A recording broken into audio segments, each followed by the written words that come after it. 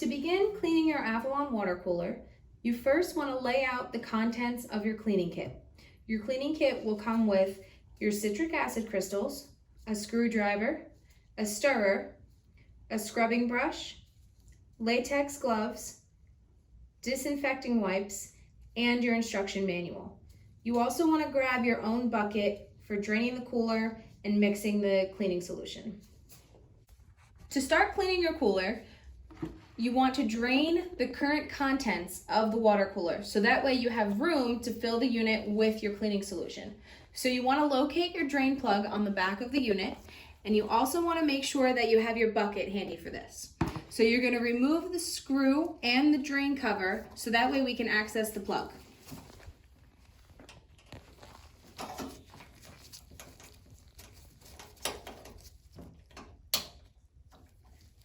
Once you've removed the cap to the drain, you can go ahead and remove the plug.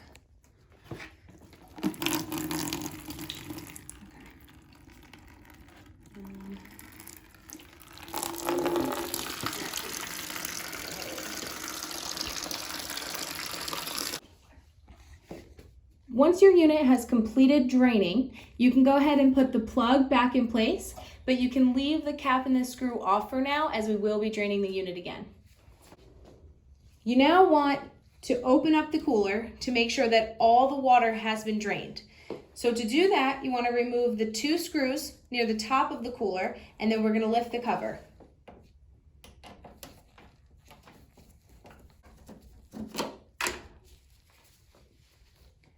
To lift the cover, you want to pull it forward towards the front, and you're going to hear a loud pop.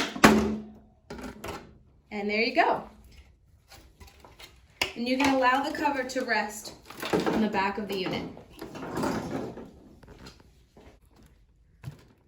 Once you've removed the cover to your cooler, we can go ahead and remove the cold tank lid so we can make sure that all the water has been drained from the unit. Now, you want to go ahead, if your unit has clips, you want to just push those clips in to be able to remove the cover. Once you have the cover removed, you can just kind of prop it up so that it will rest like so. Inside of the unit, you can see this round piece here is your cold tank separator. You want to remove this so that you can clean the tank properly. So you can just twist it a little bit as you lift it out of place. As you can see, there is some water remaining inside of your cold tank. So what we're going to do now is go ahead and drain the rest of the water from your hot and your cold spouts on the front of the cooler. So we're going to drain that water from your cold spout.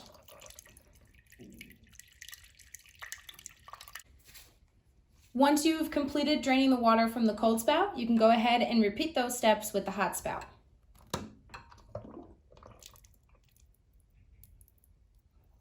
And you can allow the water to flow until it completely stops dispensing.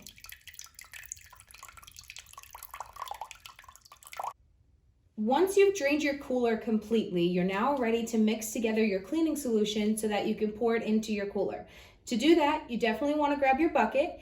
You also are going to want to add 4 liters or about 16 cups of water to your bucket, and you're going to want to mix it with your bag of citric acid crystals.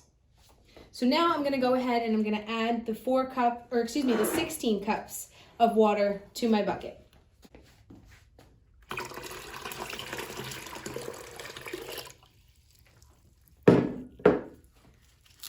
Now that you've added your 16 cups or 4 liters of warm water to your bucket, you can go ahead and add your citric acid crystals.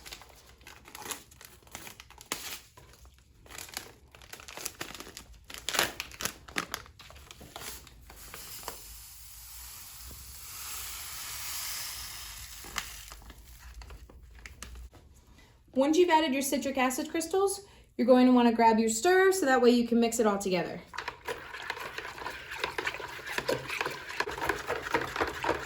You want to make sure that you mix it well as not to leave any of the citric acid crystals on the bottom of the bucket. Now that you have your cleaning solution mixed together, you can go ahead and add it to your cold tank. And you want to make sure you try to pour it towards the center of your cold tank, as that's where the water feeds into your hot tank.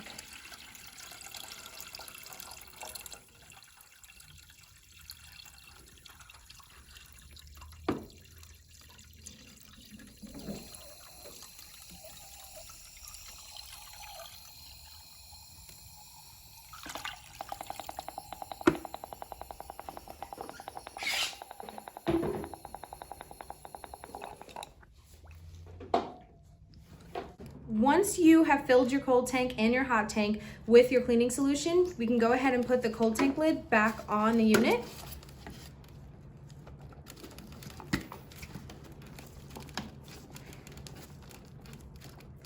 And you can also rest the cover on the top of the unit as well, but you don't have to screw it in place just yet.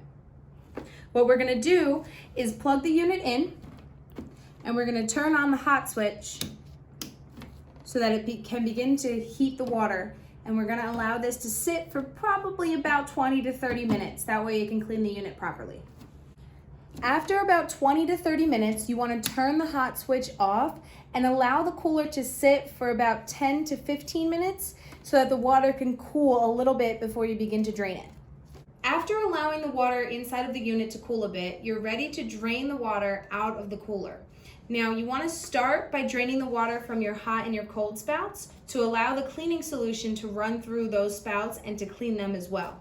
So we're going to start with our cold spout.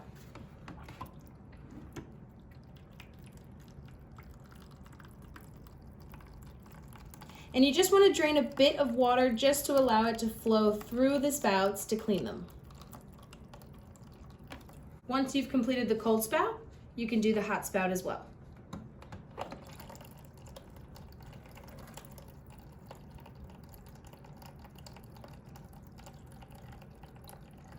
Once you've drained your cleaning solution from each of your spouts, you can then drain the remaining cleaning solution from the drain at the back of the unit. So since we've already removed the cover, we can just go ahead and remove the blue plug to allow the water to drain.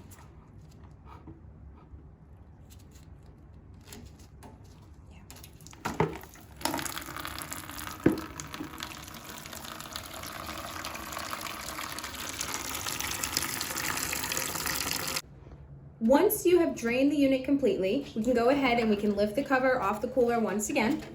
And we can also remove the cold tank lid once again. And remember, if you have the clips, just push those in to remove them. And we can just let this kind of rest here. That'll work, maybe.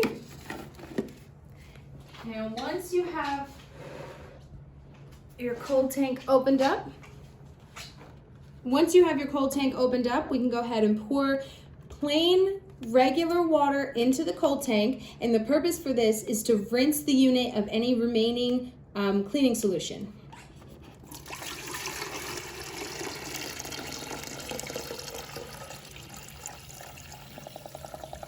And again, when you're filling the cold tank again, you want to make sure that you're angling it and trying to get it in the center there so it can fill the hot tank as well. And we're using warm water to do this.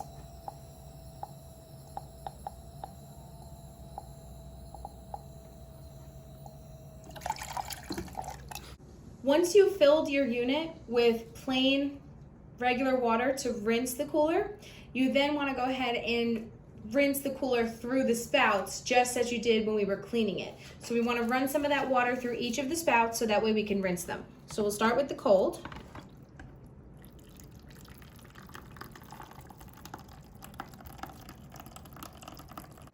Once you're finished with the cold, we can then go ahead and drain from the hot.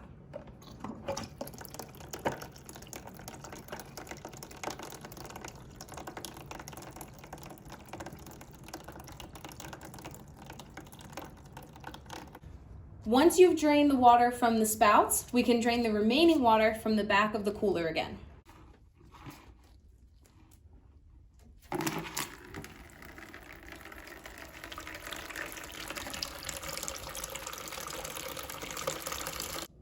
Once you've drained your water cooler about 2 or 3 times with plain water, you're then ready to go ahead and put your cap and screw back over your drain.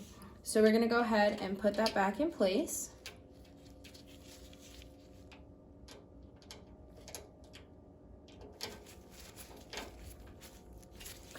Once you've drained your water cooler and you've rinsed it 2-3 times with plain water, you're then ready to put your separator back in place. Now you want to make sure that you also rinsed your separator either using regular dish soap, or you can have used the citric acid crystal mixture to rinse this as well. So let's go ahead and put this back in place. Now we just want to make sure that we line this up with this small piece right there. Sometimes it helps if you look into the center of this hole to help you line it up. And there you go. Now we can go ahead and put the cold tank lid back on.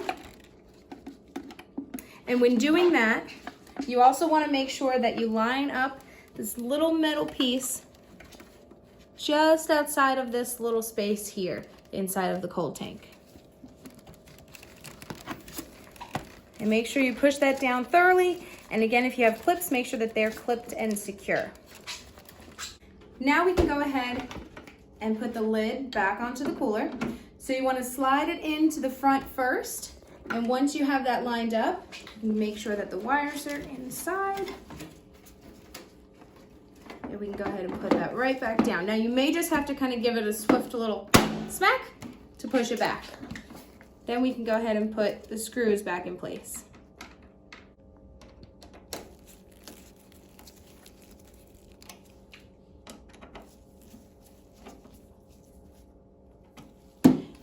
Once you have your screws back in place and your unit is closed up, you can then plug the unit back into the wall and allow it to fill. Once it's full, you can turn your switches on the back of the unit back on.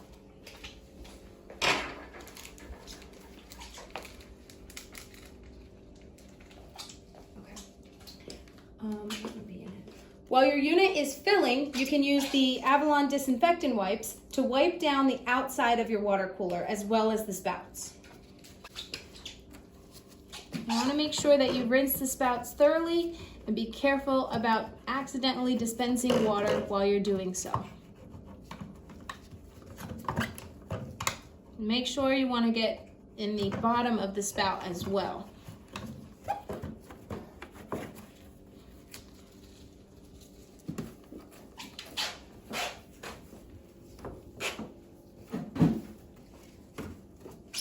Once you've wiped the outside of your unit down and your unit is plugged in, it's then ready to be used as normal.